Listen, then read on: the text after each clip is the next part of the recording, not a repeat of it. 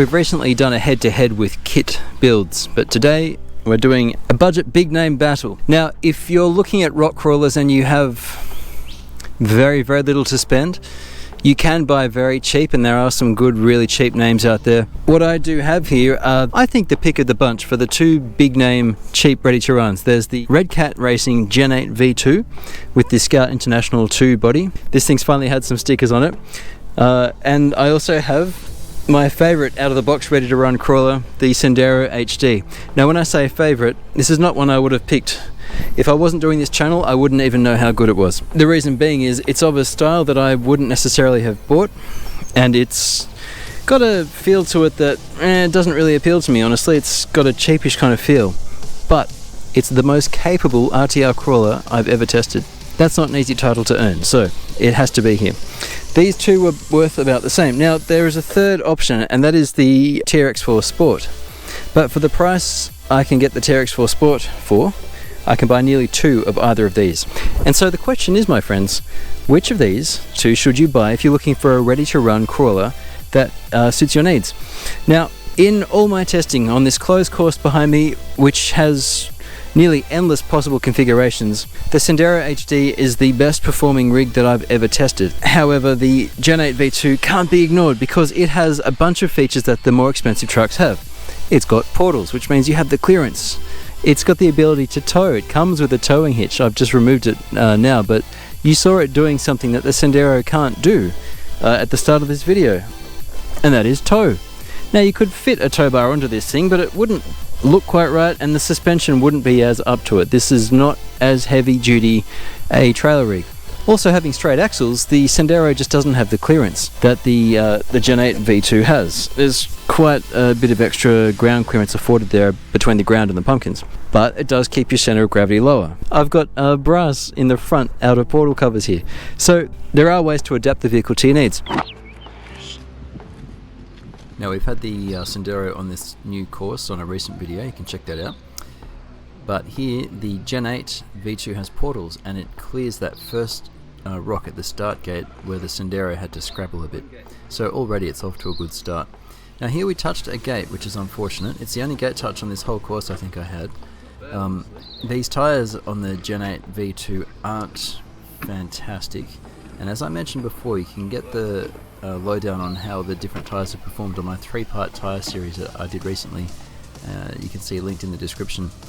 Between you and me, I've just had 4 more sets of tyres. I had J Concepts, RC 4 Drive, a few others. They were just delivered yesterday, so I'm going to do a tyre update video in the coming week or 3. Anyway, the Gen 8 here is more capable than it used to be. It's still running its stock plastic beadlock wheels and the stock tyres, which I will keep on this truck for comparison's sake. But it does have the 21 turn Holmes 550 motor, and it has the brass portal covers you could see earlier in the video here. So these two things definitely help with control, especially that slightly higher tone motor. It gives me lower speed but a bit more down low control. And while I am using the GT5 radio, it's the same radio functionally as the GT2. I just have it because it's convenient. I've got so many crawlers here, I've got to keep track of all my toys. The Gen 8 here is actually doing a fine job. Now I've jumped onto the grass to skip a tough section of this little course, and almost every truck has had to do that so far. It's a very difficult entry there though, and where the back right wheel just cleared the ball there, sometimes that gate gets touched, so it's doing alright. Now one thing where the Gen 8 struggles is here on the entry to the bonus gate. This is optional as long as you do it within the 5 minutes with this red circle before it turns completely white. I'm counting out the reverses here as I drive because every reverse is a point and you want the least points possible. Clearing the bonus gate on the other side of this half wheel here gets you 10 points off, and minus 30 is the best possible score and you start at 0. Anyway, I had to take a few goes at this tyre. This is the only truck in recent memory I've had to do that with. This is more a function of the tyres rather than the Gen 8's geometry. So if you do have a Gen 8, a different tyre set is going to see you pretty well with an improved truck. But if you're sticking with the stock tyres, we might do a video soon where we replace them with heavier beadlock wheels, and we'll see how much better it is, if at all. Weight may play some role, but I think it's mostly in the compound It was quite challenging here. The Sendero had a little laugh there because it went straight up, no worries at all. Anyway, we got there eventually. I had to take a few goes at it, but we got over it. And even though it took 7 or 8 reverses, like I just said to the camera there, you get the 10 points back on the bonus, so it was still worth it. We had a net positive of 2 points off. Anyway, we bring the Gen 8 round to the end of the course now, and the only other challenge to note here is the granite boulders that it has to clear in just a moment, just as it goes past gate 9.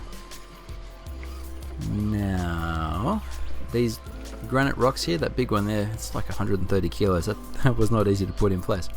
Now, 1, 2, 3, 4. The fourth rock, the last one onto the bridge now. Often trucks will get stuck on that.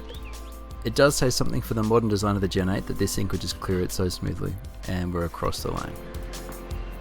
Alright. Well, we got the bonus, and it was 4 minutes 30, 8 reverses, and a gate touch. That was rough.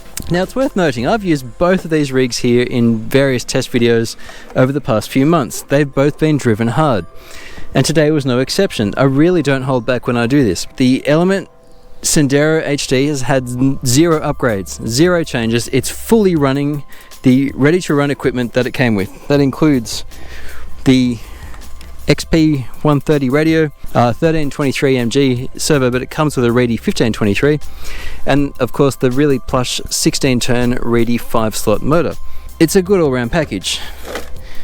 The Gen 8 V2 has similar credentials. Now the radio I actually kind of like. It's the FlySky GT2. Now my favourite radio is the GT5, and I could bind that directly with this, which is what I've done.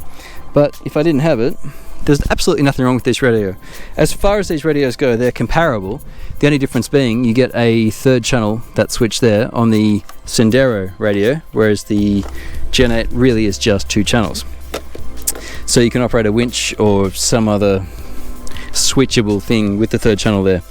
There's no mixing, it's pretty basic. It's just throttle, trim, endpoints and stuff like that. But, you know, they're both good basic radios, both take 4AAs, and they'll both be power efficient. They're good modern things. As far as all-weather goes, they're both comparable. They both come with beadlock wheels. The tyres on the Sendero are better, and of course you get the factory overdrive with the Sendero that isn't present on the Gen 8. The OEM, the stock electronics in this are completely adequate, and the stock overdrive is completely adequate, but it even comes with another overdrive gear to double the overdrive, basically to around 11%. That's really, really good. This thing needed a motor change. If you buy the Gen 8 V2, budget an extra $20 and a screwdriver if you haven't got one. You'll need a 2, 2.5 and 3mm hex driver, which is a good thing to have in your toolbox anyway. It really wants a 21-turn 550 motor to replace the 17-turn 550 in my experience. I'm using the stock ESC. Its drag brake is sufficient with the 21-turn, but not with the 17-turn, and it's a fine trail rig. It looks good in both colours. In fact, it comes with stickers. They both come with stickers, and you know, they look great. So here's my verdict, having played with these for hours and hours. If you're after a general use basher trail truck, the Gen 8 V2 is an easy pick. It's got a lovely tough drivetrain. There are plenty of upgrade options for it. Really, all you'd need is to throw a bit of brass in the front, I think, and replace that motor. That's if you want to do crawling. Otherwise, just replace the motor or use the 17-turn till you burn it out. The tyres leave a bit to be desired, honestly. You can see more about that in my tyre test. We've done a very significant 3-part tyre test. And speaking of tyres, if you're more into rock crawling, this is my recommendation for an RTR rock crawler. It is amazing. You can't go past the Sendero HD. Its tyres are pretty good. They perform quite well. The OEM gear is very good. It's not going to be so good on the trails. This will still do the trailing, by the way. But if you fancy more rock crawling, or even if you want to do some local comps, the Sendero HD is an easy recommendation. I've got a video which you can see up here now for the simple upgrades you can do, and they're mostly free to improve this thing, to just take it to the next level. But in stock form, this is amazing. I highly recommend the Sendero HD. And for bashing, I have no worries about its driveline. This thing has hauled in the second tyre test video.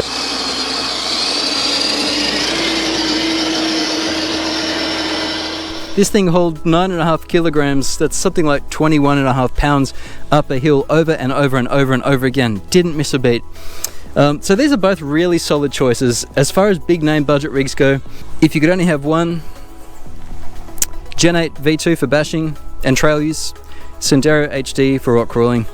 I've got a full comparison article on my website on RC-TNT.com. I'll link that in the description below, where we cover these and other trucks as well. And if you find this video and my content helpful, please throw me a like, tell your friends about me, and thank you so much for watching. I'll see you next time on RC-TNT.